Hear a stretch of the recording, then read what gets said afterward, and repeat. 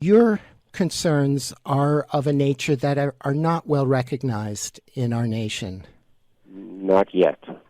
They're not well recognized in very many places in the world yet. But in some countries, they have been studied pretty well, haven't they? In Russia and in Ukraine and in the former Soviet republics, yes. They were studied quite thoroughly. Unfortunately, when the Iron Curtain fell, Western telecommunications companies invaded that part of the world, and now everybody there is also addicted to their cell phones. So although on the books they officially have greater protective measures and more stringent limits, in practice it's not very different from here. And the average public doesn't know it anymore. Uh-huh. Although they are still teaching the effects, the biological effects of radio frequency radiation in medical schools, in Russia at least. So maybe we could begin by talking about the electrical nature of life and how the brain and the heart and our nervous systems are essentially like finely tuned electrical systems. Yes, they are, and we are kind of schizophrenic about that in science. In medicine, I went to medical school for 3 years, and we use electricity incredibly much in diagnosis and often in treatment of various diseases, electrocardiograms, electroencephalograms, electromyograms, X-rays, MRIs. We use it to restart the heart. There are PEMF devices, pulsed electromagnetic fields devices to treat various neurological disorders, mental disorders. But we're in denial about the fact that it goes the other way, that our cells are electric, that our nervous system operates electrically. We tend to concentrate on the action potential as a signal that accompanies the movement of chemicals, the transport of sodium into our cells, the transport of potassium out of our cells. And we forget that the essential signal that begins all that is electrical. And in fact, as you know from reading Dr. Becker's book, he discovered that the cells that used to be regarded as packing material, namely the Schwann cells, the perineural cells that surround our nerve cells, actually carry electric current. And that our heart works electrically. This is how electrocardiograms work. If you stop the conductive pathways, your heart's going to stop. So yes, and our brain is increasingly, since the advent of cell phones particularly, our brain is increasingly being modeled as a very complex digital computer. And in fact, that's probably not true. Also, as Becker pioneered the work to show that there's a whole other aspect to our brain and our body and in our organism that is analog and that transports real electric current, not just pulses of information. And this is consistent with what has been known for over 5,000 years in China. Acupuncture is really a sophisticated electrical model of the human body that was discovered long, long ago. And they've thoroughly studied the way electricity flows through the body and the way our organs and our systems function in relation to the flows of energy and the blockages of energy and how to work with those things. Correct. And not only the flows within our body, but the flows into and out of our bodies. They have this concept of the dantians in Chinese medicine and the chakras in Indian medicine, and the point at the bottom of your feet, kidney 1 in acupuncture, is called bubbling springs. Why? Because that's where the energy or electricity, as is being studied by many people in China, to be equivalent, bubbles up from the earth into your feet. And the point on the top of your head is where it bubbles down, so to speak, from the sky. It's a continuous circuit between sky, through our bodies, through our acupuncture meridians, down into the earth. Right, and the Chinese, they talk about it as between heaven and earth, and the earth is electrical and our atmosphere is electrical as well, and there's a dynamic relationship between the two. Correct, yes. we live in what's known to atmospheric physicists as the global electrical circuit. The upper atmosphere and the ionosphere are largely charged ions, electrons, protons, charged oxygen atoms. And electricity travels with great facility through the ionosphere. And everybody knows that lightning is an electrical phenomenon. What people do not so much know is that the Earth is also a good conductor and conducts electricity. Our electrical utilities use that to good advantage because a lot of the return current from your house back to the power plant actually travels through the Earth. This is why houses and appliances are grounded, because the Earth is a good conductor. And the part of the circuit that is remaining closes the circuit through the drift of atmospheric ions between Earth and sky, and they go through our bodies. And this is the part of the electric circuit that we actually live and breathe and stand and work in an electrical field of about 130 volts per meter.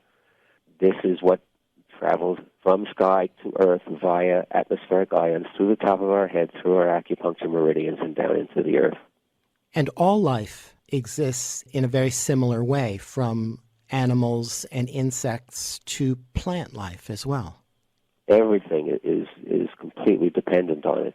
And affected by everything that's in the atmosphere electrically.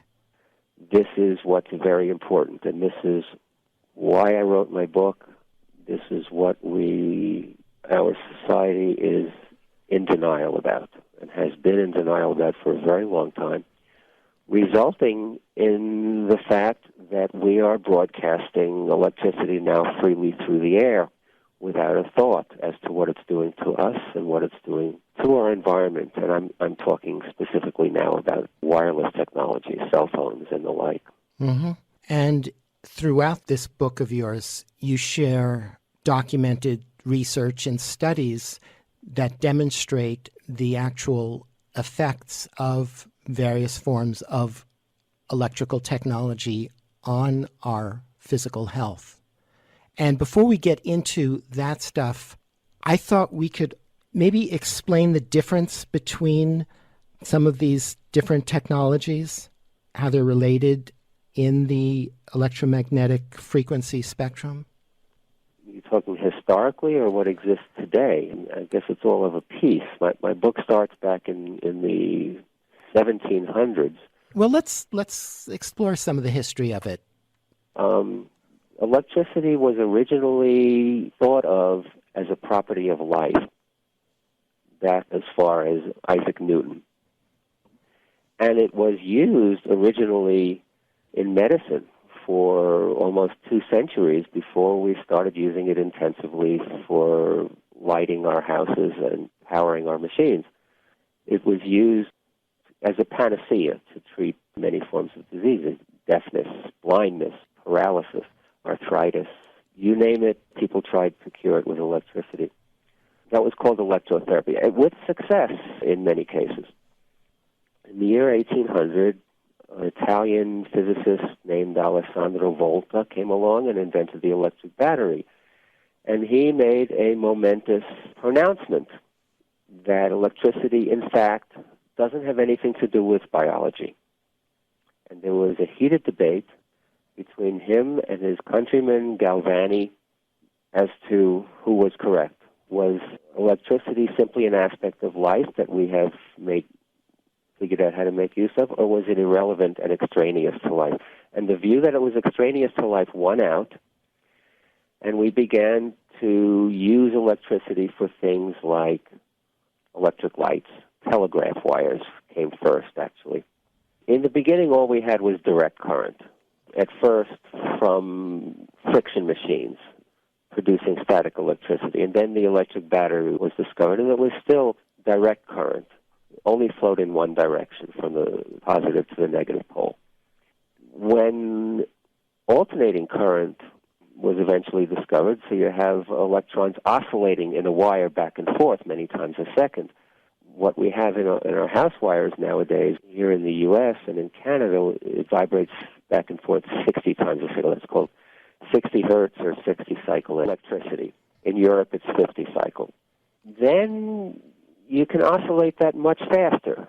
And the other aspect of this is that each time the direction changes, it creates a changing electromagnetic field. So every time you have electricity passing through a wire, even direct current around the wire, you have an electromagnetic field. And it decreases rapidly with distance, but it goes out into the universe pretty much forever. A changing electromagnetic field produces a wave of changes that also travels out into the universe. And that traveling change in the electromagnetic field is called electromagnetic radiation. So when you have electricity going through a wire, it creates an electromagnetic field around the wire.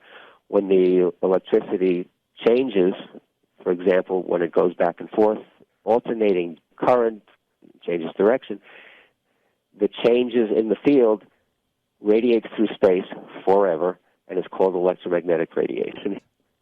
It basically is a signal telling every other wire in space, every other electron in space, move in this direction. When it hits an electron, it can be miles away, the electron that gets hit by that wave starts to move. So a changing electromagnetic field produces electromagnetic radiation. When that radiation hits a wire someplace else, it induces an electric current in that wire.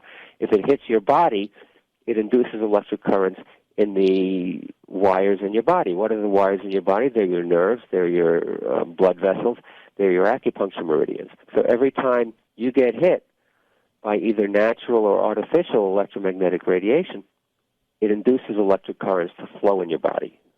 And the problem is that alternating current basically doesn't exist in nature. To some degree it does. When lightning strikes, it produces very low frequency vibrations. The Earth's magnetic field is direct current. So most of what we live in, except for very low frequency waves from lightning, is direct current. We've introduced alternating current, much more powerful than any natural fields that we evolved with. And we've increased the frequency way beyond anything that we've evolved with. So when we get hit with radio waves from radio stations and very tiny, very, very high-frequency radio waves from cell phones and cell towers, this also induces electric currents in any wire and in all the wires in our bodies, which we did not evolve with, and which interfere with the natural electric currents that flow through our bodies, that are not used to those kinds of frequencies, not used to those kinds of power levels, and our bodies are the equivalent of very complex electronic machinery that are getting interfered with. Mm-hmm. And electrical engineers understand how various more sensitive electronic equipment can be disrupted and even destroyed. It's called radio frequency interference, and they have to harden all the equipment so that all this stuff that's flying around doesn't interfere with each other. But they forget that we are also very delicate electronic machines, and we also have to be taken care of so that all this stuff flying around doesn't interfere with us. Right. It's producing a soup out there of what you could call dirty electricity. We have this concept of dirty electricity in wiring, which you can easily detect with an AM radio. If you have a handheld, battery-operated, analog, not digital, AM radio, and you tune it to the beginning of the dial where there's no station, and you turn it on, if there was no dirty electricity around you, you would hear a gentle hiss. But if you bring it next to your wall where there's a wire flowing through, or next to an electric light switch, or next to an outlet, in most people's houses nowadays, the radio will buzz and scream and produce all kinds of wild noises. That's called dirty electricity, because all these electronic devices are plugged into our walls, and they're producing high-frequency alternating current of various weird kinds of stuff, and it's going into our house wiring, and it's radiating at us, and this is making us sick. And this has been called dirty electricity. Dr. Samuel Millam wrote a book called Dirty Electricity in 2011. That's the basis for some of my research as well. Out of curiosity, is there any such thing as clean electricity that isn't harmful? That's man-made? Well, that's a good question. To some degree, all man-made electricity is harmful. And that has been the case since we started using static electricity, as you saw in the beginning of my book, that there was harm. To some degree, that can be cleaned up. There are engineering solutions. The electromagnetic field around a wire is an unintentional field, and you can shield it. You can twist wires, and you can bury them, and you can configure them so that you can minimize the electromagnetic field coming out of it. As soon as you start putting alternating current through it, the shielding problem becomes more difficult, but not impossible. The difference between all of that and wireless technology is that suddenly we're broadcasting it deliberately over every square inch of the earth. And that is dangerous, and that cannot be fixed. Right, it's not contained.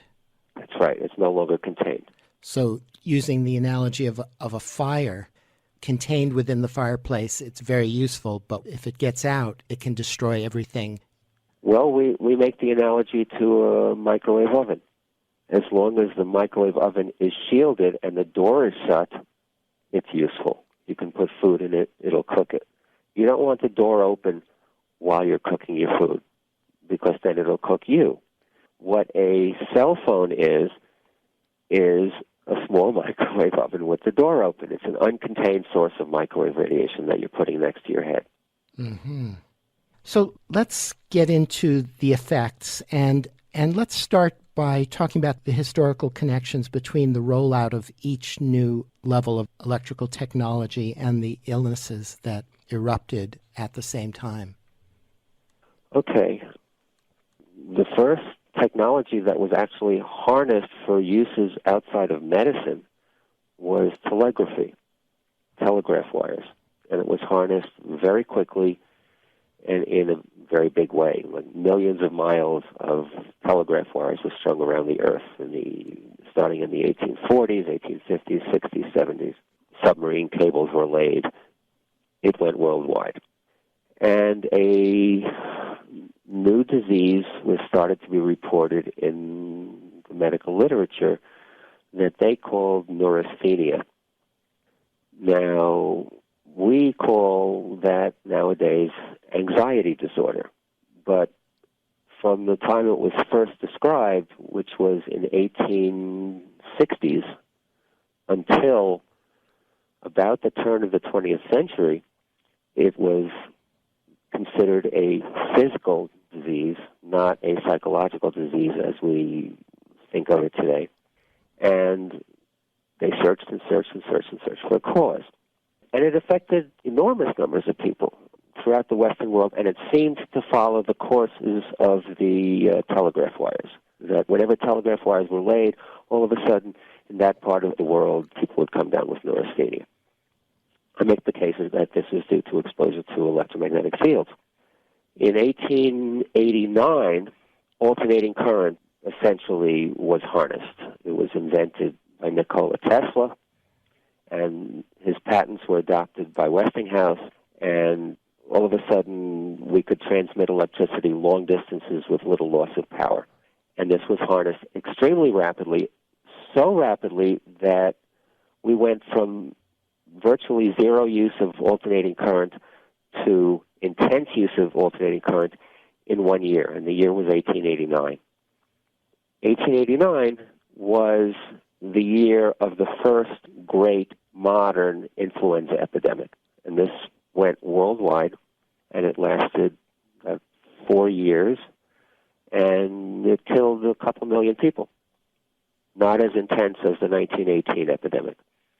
We fast forward to 1918, when the United States entered World War I, and Marconi had shown the world that you could make use of radio waves and demonstrated one of the first transmissions of it 20 years before. But when the United States entered World War I, we made intensive use of radio technology for the first time as part of our war effort.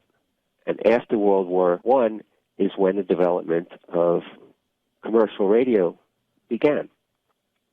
I make the case in the book that the Spanish influenza epidemic was caused by the sudden change in the Earth's electromagnetic environment by the worldwide use of radio for the first time. And the next big... Before we get to that, how close were they related time-wise? The Spanish influenza epidemic and the implementing of radio technology? Extremely close. The Spanish influenza began in American bases in this country where soldiers were trained in the use of radio waves.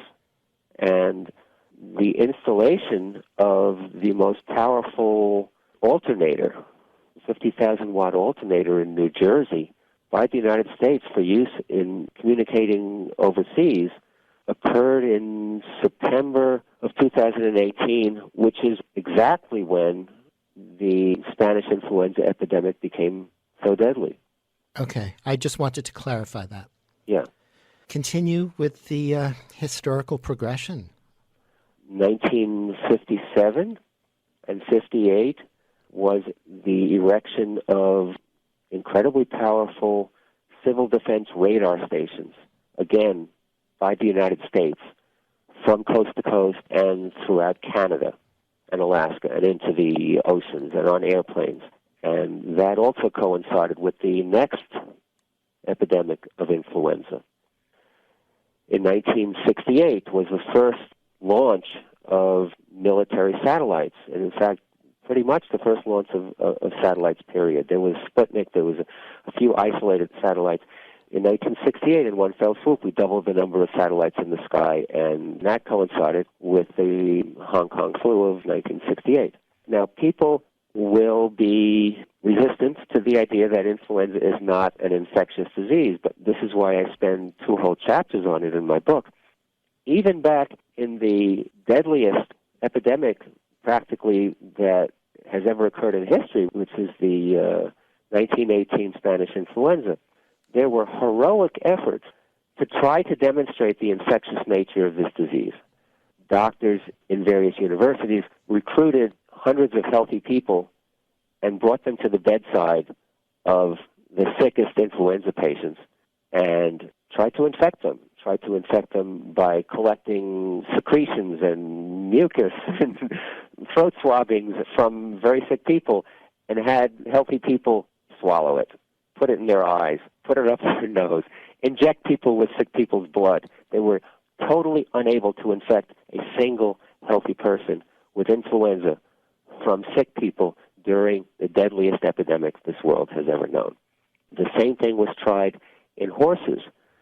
Influenza affects horses, so they tried to infect healthy horses with the secretions from sick horses. Also failed. So it's fascinating. Some of the old scientific reports make entertaining reading, shall I say.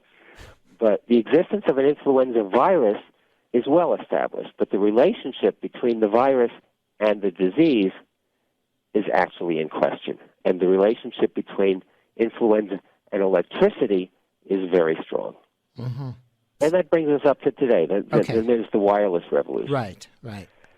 Which is really the impetus for writing my book, because I'm the president of the Cellular Phone Task Force. We were formed in 1996 when digital cell phone technology came to the United States. And the impetus for my helping to start this is my own injury by electromagnetic energy back when I was in medical school, which is what prevented me from finishing my 4th year. So I already was studying this since the year 1980, and I lived in New York City, and I had a support group, namely of other people who were injured either by chemicals or electricity. And when we saw what was coming, namely the wireless revolution, something had to be done about it. So I started this organization. And I learned pretty quickly, number one, people didn't want to hear about it. Number two, politicians didn't want to hear about it. Number three, judges didn't want to hear about it. The FCC didn't want to hear about it. In other words, political action on this particular environmental issue was not going to get us very far by itself. And I quickly realized that the public needed to be educated. Well, you wrote that Congress passed a law in 1996 that made it illegal to regulate wireless technology on the basis of health. That is amazing, and that is correct.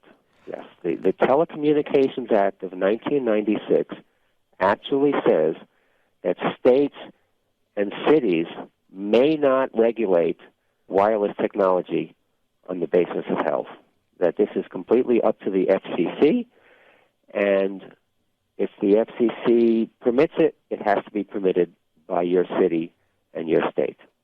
So why would Congress do that? Why would politicians get on board with such a ludicrous notion?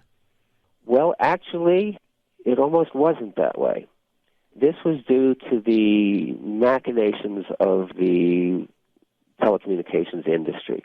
In 1995, the Environmental Protection Agency drafted its own regulations, which would have been mandatory throughout the United States and would not have preempted anybody from regulating this. And they were set to release them. The Telecommunications Industry Association, I think it was actually the PCIA, the Personal Communications Industry Association, lobbied Congress to prohibit the Environmental Protection Agency from regulating wireless technology, took away all of their funding for their regulatory activity, and awarded exclusive authority over health to the Federal Communications Commission, which has no expertise whatsoever in health and safety. And the Telecommunications Act of 1996 originally did not have that provision in it, but it went into committee.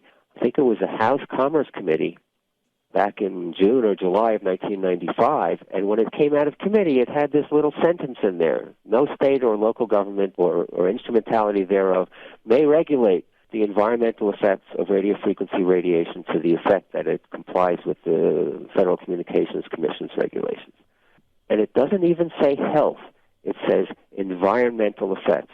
So I seriously doubt that any of the congressmen who voted on this bill knew that they were prohibiting states and cities from protecting the health of their citizens.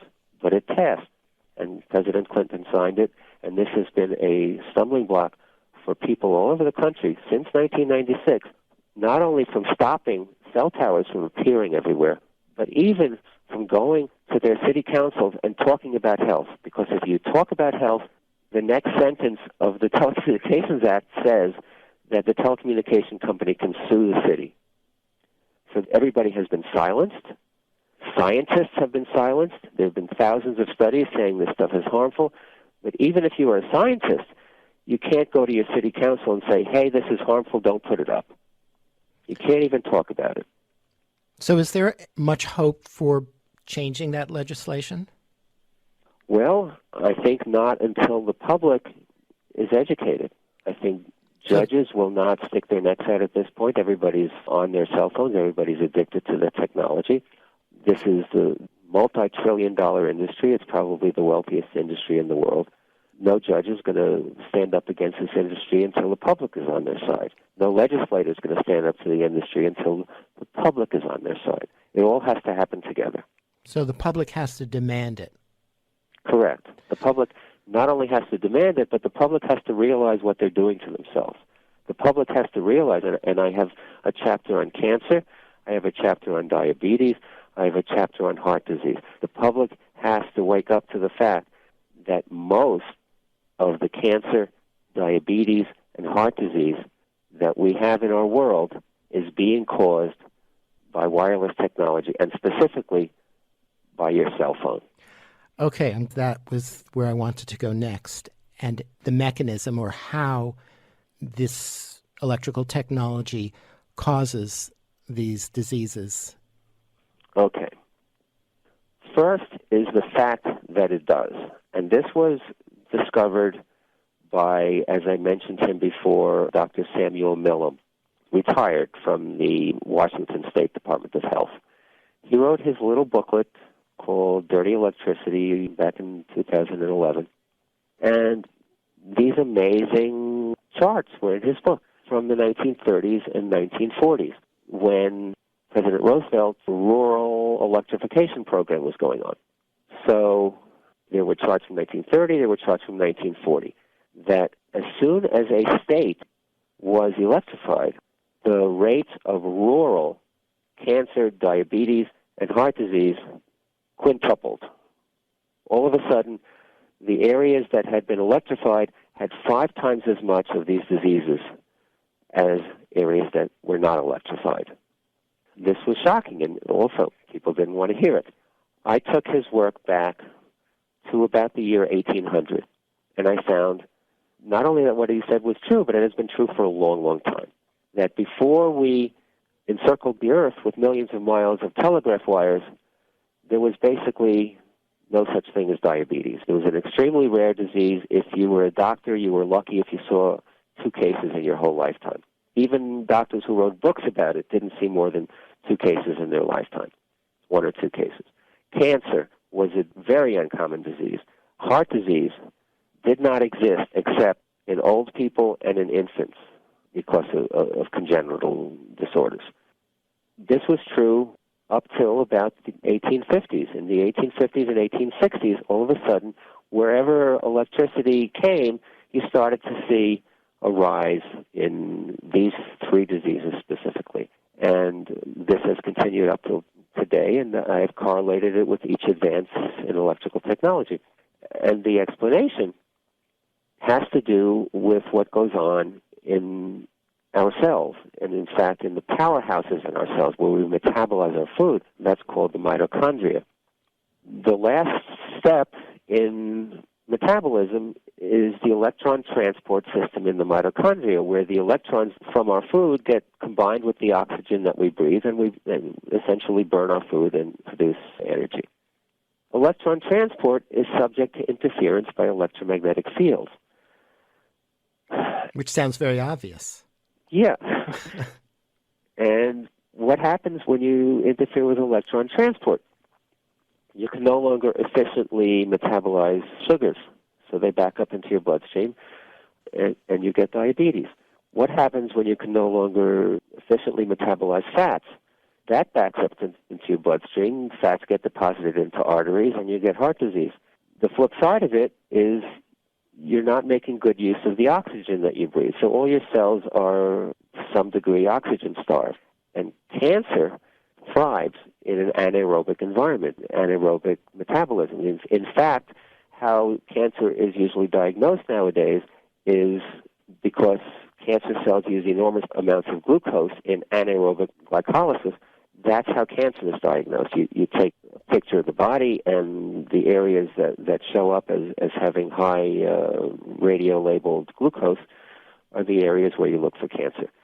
So those 3 diseases are going to be increased if you interfere with electron transport, and that's exactly what's happening. And reading your book, everything you present makes a very, very convincing argument for this. And I didn't make this up. I'm very good at piecing together pieces of a puzzle. I'm very good at seeing the overall picture. All my sources for historical are original sources. All my sources for the science, and I didn't invent all this either. There's Dr. Martin Blank and Reba Goodman at Columbia University, until they retired, were talking about the interference of electron transport by electromagnetic fields. And there are others. Everything in my book is documented in detail in the bibliography. The bibliography is almost 140 pages long, because I knew that everything that I'm saying was going to be controversial, and it needed to be thoroughly documented, and it is. So maybe we could get into some of the studies of the effects on animals and insects, birds, and bee colony collapse is a huge issue these days. Yeah, the bees is one of the most interesting parts of this. There is a lot of evidence nowadays that colony collapse syndrome in honeybees is due to electromagnetic pollution, largely from cell towers. And there is anecdotal evidence all over the world that bees tend to disappear in the vicinity of cell towers. There's been work explaining this, but let me go back again to the history, that the first instance of reporting of something like this occurred on the Isle of Wight, yes, off of England, where Marconi built his first radio station. And immediately, back in 1904, the bees started to disappear from that island, and it was called Isle of Wight disease. And I go into the history of that also, because colony collapse disorder did not emerge from nothing. It had a whole history going back to 1904, except it's gotten a lot worse, and dramatically so in modern times, again, coinciding with cell phone technology. The most dramatic experiment was done, I believe, in Switzerland by Daniel Favre. I may be getting him mixed up with somebody else, but there was a dramatic experiment where they exposed honeybees to an actual cell phone. And then at short intervals took samples of the bees' hemolymph, which is the bees' version of blood. And within 10 minutes after the exposure to a cell phone, the bees were practically not metabolizing their food, that the sugar levels rose to very high levels in their blood. The fat levels rose to very high levels in their blood. The protein levels, the amino acid levels rose to very high levels in their blood. They ceased metabolism, and all it took was 10 minutes to a bee. And their metabolism is very, very much faster than ours is, so it shows up first. But it's spectacular. You asked about birds. There have been surveys of birds. I highlight Alfonso Belmori's studies in Chapter 16 because he specifically took surveys of all the different birds in Valladolid, Spain, where he lives and works. He's a wildlife biologist. And he showed how all the different species were very much more common in areas where there were no cell towers. And they became less and less common the closer you got to cell towers. And he observed their behavior and described their behavior. He observed storks and sparrows. He did experiments with amphibians, raising them in tanks, shielded and non-shielded, also very dramatic. The shielded tanks, those tadpoles that he raised, they were both on a balcony of a building, like the fourth story of a building that was 200 meters away from a cell tower. The shielded tadpoles all lived. The unshielded tadpoles practically all died. It was very dramatic. And so it makes you ask the question, why are so many species of amphibians disappearing from remote wilderness? It probably has very much to do with we don't treat radio stations and radar and cell towers, which we put in remote wilderness, as environmental assaults, and they are. And they affect plants as well. There's studies of how forests were affected by radar stations. Especially in the Cold War. Yeah, this was documented in Germany, near the border between East and West Germany, where there was lots of radar aimed at that border, and they had the term Waldsterben, forest death, and it specifically happened in areas that were highly irradiated. So there's an interesting paradox of the people who are most affected by this technology, whose health is affected the most. You'd think it was the young and the infirm who would be most affected, but studies show that it was actually the healthiest members of the population and the people in the age between 15 and 30 who were most susceptible to particularly the influenza outbreaks. Yeah, this was a peculiar aspect of influenza, and still is a peculiar aspect of influenza, although nowadays we hear advertisements telling old people and infants to get vaccinated. But in fact, influenza more often makes you sick if you are between the ages of 20 and about 50.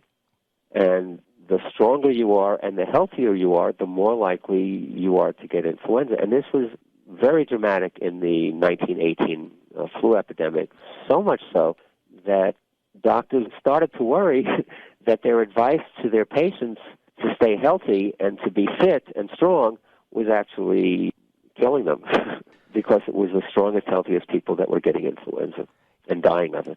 Is there any logic to why that happens that way? Well, they never figured it out. And people who have specialized in influenza since then have not figured out why. My theory is that it is the strongest in health, and it hit pregnant women very hard, too. Those of us who are most vital, in other words, people in their young years, people who get pregnant, people who are very much connected to the world are also very much more connected to our electrical environment. We have much more chi flowing through us, our acupuncture meridians. And this is vitality that we get from the world. When the global electrical circuit becomes polluted, essentially with dirty electricity, just like when we plug our electronic devices and computers into the wall, we pollute our wiring with dirty electricity. We're actually polluting our bodies with dirty electricity when we throw this stuff out into the world. And those of us who are most connected to our environment are most susceptible to being disturbed by it. Mm-hmm. And then there's the people that are saying, well, we're living longer than ever before. So what's all this uproar about illness and disease? I also have a chapter about that. Chapter 14 in the Invisible Rainbow is about exactly that our metabolism is being disturbed. And when you slow down your metabolism, it's like putting us into a mild state of suspended animation. And of course, if your metabolism slows down, you're going to live longer. And it's very interesting. The most reliable way to extend an animal's life in the laboratory is to restrict its intake of food. This is called, in longevity research, calorie restriction. That if you restrict an animal's intake of food throughout its life, it will live longer, and it will live much longer. You can double a mouse's life simply by cutting its food intake in half throughout its life. It slows down its metabolism. But that's a healthy way of slowing down the metabolism. When you cut down your intake of food, your rate of metabolism decreases, your rate of disease also decreases. It turns out that when you irradiate an animal, and this can be non-ionizing radiation, the experiments bear this out too. We have research that they expose rats to radio waves throughout their life. And we have research where they expose animals, various types of animals, to ionizing radiation, atomic radiation, X-rays, gamma rays, for their whole lives. That if the dose is small enough, it won't kill them, but it will make them sick, but they'll live longer. That animals that are exposed to gamma rays at low doses get lots of cancers, but on average they live longer than the unexposed animals. And the same thing with radio waves, that if you expose animals to radio waves throughout their lives, like laboratory rats, they get more cancers, but on average they live longer. So if they're not killed, if they don't die of their disease, they live longer. Uh-huh. So you can restrict your metabolism in one way and have you become healthier, or you can restrict your metabolism in another way and live a sicker, longer life, and that's exactly what we're doing now. In our world in the 21st century, we are living sicker, longer lives, and the length of our lives is not primarily, is to some extent, but it's not entirely due to modern medicine. Some of it is due to all this electrosmog that we're living in. And with the proliferation of cell phone technology and also wireless internet, broadband, and satellites, as well as cell phone towers and microwave towers, in the book you say that we're on the verge of a whole new generation and wave of an increase of all of that. We are, and it's been in the news lately. It's called 5G, and it's being planned both on Earth and in space. On Earth, the telecom companies are gearing up for this new thing that they're calling the Internet of Things that's going to be served by a kind of service that they're calling 5G wireless technology. And it's going to be totally different than the kind of cell phones and Internet connections that we have now. It's actually going to be phased arrays, which is not in my book, because when I wrote my book, this was not on the drawing board yet. But it's going to require small cell towers, antennas on existing utility poles is how they're going to do it, on every block in every city in the world, spaced about 200 to 300 feet apart throughout the world. They're going to use millimeter waves. Each cell site is going to have thousands of tiny antennas in it, focusing beams at your cell phone, at your wireless hub in your house. The intensity of radiation that we'll be hit with will increase astronomically. The second thing that's on the drawing board is doing this with satellites in space. And only recently, Elon Musk of SpaceX, just last week, he got permission from the FCC to launch his first 4,425 satellites into space. That's already been granted. Eventually, SpaceX's plans are for 12,000 satellites completely blanketing the Earth with phased array antennas, super high-speed internet from only 200 miles in altitude. They're going to irradiate every square inch of the Earth. There's going to be no place remote enough where you're not getting irradiated. The fact that these are still hundreds of miles above our heads is not reassuring in light of what has happened historically. That every time we have dramatically changed the properties of the Earth's electromagnetic field, which is called the magnetosphere, it has had dramatic effects on health down here on Earth. And so we are sounding the alarm. There's a new organization, relatively new, it was founded 3 years ago, called GARDS. It's the Global Union Against Radiation Deployment in Space. And GARDS has a website, stopglobalwifi.org. My website is cellphonetaskforce.org. That's where my book is for sale also. My book, The Invisible Rainbow, is only for sale on our website, cellphonetaskforce.org. It's not available from Amazon or Barnes & Noble. Okay. So I'm curious, do we adapt to these technologies being in the environment? To some degree, we've had to adapt. If we wouldn't have adapted, we wouldn't be here. To some degree, animals adapt. And that has been shown historically, for example, with homing pigeons during the 1930s and 40s when the proliferation of radio stations all over the planet. People who possessed homing pigeons and the military that used them for communication, pigeons started to get lost all over the place and to lose their orientation. And they've adapted to some degree. But we're not adapting anymore. Yes, to some degree we're functioning, but we're getting more cancers. We're getting more heart disease. We're getting more diabetes. We have more refugees from this technology. You talked about people who are affected. These are people who are consciously affected. We've been injured. I was injured back in 1980 while I was in medical school. And so I feel the stuff. I couldn't use a cell phone if you paid me $1 million. Couldn't do it. And there are people that my organization, besides education and advocacy and some litigation, we're a support group. And we're a support group for the thousands of people who are calling me all the time. And we have a board of directors that's scattered all over the United States that do some of the same work. These are people who've been driven out of their homes, unable to work, living in many cases in their cars in remote places until they can't anymore. It's a tremendous refugee problem. It's like if you have a cell tower built near your home, you get so sick that you can't live in it anymore. If you live in an apartment building and your neighbor on the other side of your wall has a Wi-Fi access point, you've got to move. If the utility company comes and puts a smart electric meter on your house, you've got to leave. And how many people is this happening to? Tremendous numbers of people. There have been surveys done, not only by individual scientists, but by universities, by governments, establishing that from 3 to 5 to maybe more percent, the number is increasing of the population of any given area in the world will tell an interviewer, I'm sensitive to electromagnetic fields. I can't be around power lines. I can't be around wireless technology.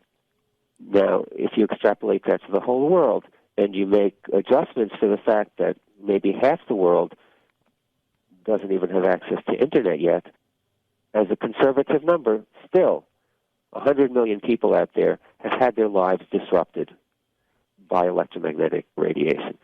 Out of those, and I'm talking from personal experience, from the thousands of people that have called me, at least 1 out of 5, 1 out of 4 of them have eventually been displaced from their homes. So you have, conservatively, a population of 20 million refugees in the world. It's a terrible thing. And this is also why I'm doing this work. So from this problem, there's a whole new cottage industry of mitigating technologies to help people cope. Yes. Are there any effective mitigating technologies available that can help people? Well, the International Institute of Building Biology and Ecology teaches courses and certifies practitioners both to diagnose and mitigate chemical contamination and electromagnetic contamination of homes. There's nothing they can do about infrastructure, cell towers, radio towers, stuff like that. But they can go into your home and they can take measurements. I myself have a large box of equipment. I can do this. I'm not trained by them. I'm self-trained. But you can go to their website. What is it? HBELC.org, approximately like that. It's the Institute of Building Biology and Ecology. And you can find a list of practitioners in your area. And this is how they make a living. And it's another indication of how large this population is that they serve. As far as, is there anything effective? There are ways that you can shield yourself. There is also an industry manufacturing shielding fabrics, shielding curtains, shielding canopies to sleep under, paints that you can buy in various stores that are impregnated with silver particles, so you can paint your house with this shielding material, plastic that is impregnated with metallic elements that can shield your windows. You can actually shield your whole house. You can build a house out of metal. You can do this. It's not healthy. It works to a degree. Why is it not healthy? You're cutting yourself off from the Earth's electromagnetic fields. It's not a healthy thing to do in the long term. But as an emergency measure, and because there's nothing else you can do in this world, lots and lots of people are doing it until they can't anymore, and then they move out into their cars. And then they call me, help, where can I go, what can I do? And some of them don't survive, and some of them commit suicide, and it's an enormous problem. There's not a real good answer. A lot of companies are selling these snake oil devices, little discs you can put on your cell phone that are supposed to normalize the radiation, and things you can plug into your wall, to pendants you can wear, and all this kinds of... None of them work, and many of them are harmful.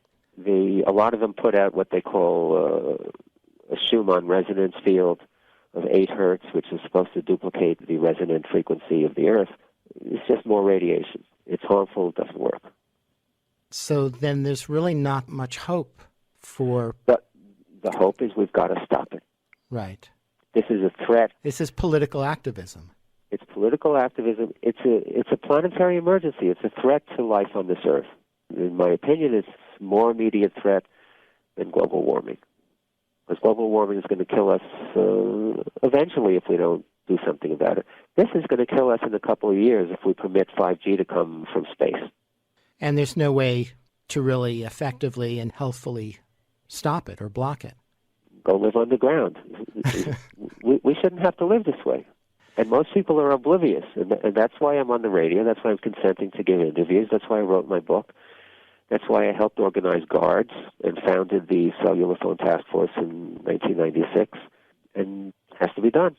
It has to be stopped. So how can people get involved in this? How can people do something to make the most of their energy and activism? Contact me via my organization's website. It's www.cellphonetaskforce.org. Contact GUARDS, which is stopglobalwifi.org, and get involved with us. We're very few people. When I say very few, yes, we're spread all over the globe. Yes, there are scientists that are butting their heads against the wall just like us activists are butting our heads against the wall. There was an international scientist appeal for a 5G moratorium that has been submitted to the European Union. They're also not getting heard. 236 scientists signed that so far. It's a drop in the bucket. We need more people. We need more awareness. We need people to realize when they pick up their cell phone and make a call, they're hurting themselves. They're destroying brain cells. They're hurting their health.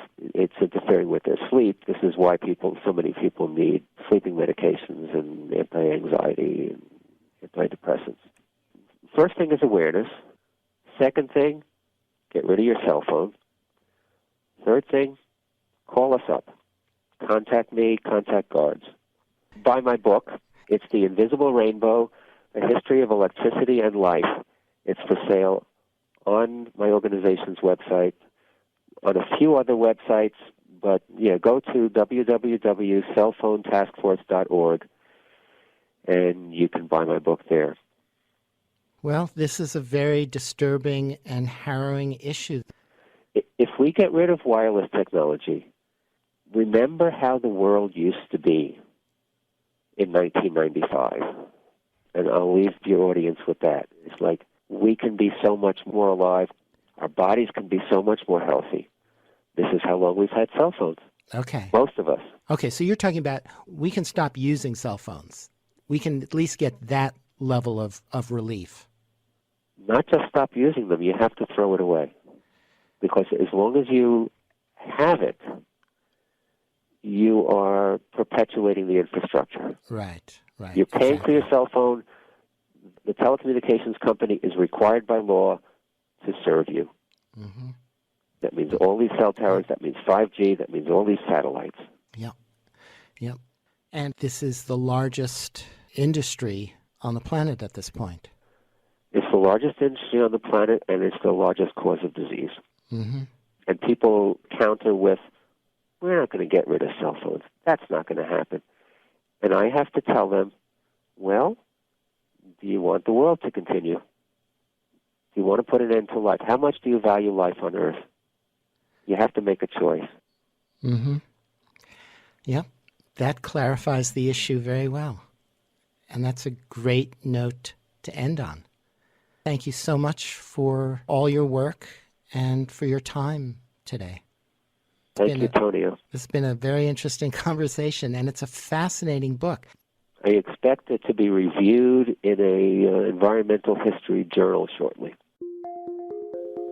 And that was Arthur Firstenberg. He's been hailed as the Rachel Carson of the 21st century. After graduating from Cornell University with a degree in mathematics, he attended the University of California at Irvine School of Medicine when an X-ray overdose cut short his medical career. For the past 35 years, he's been a researcher, consultant, and lecturer on the health and environmental effects of electromagnetic radiation.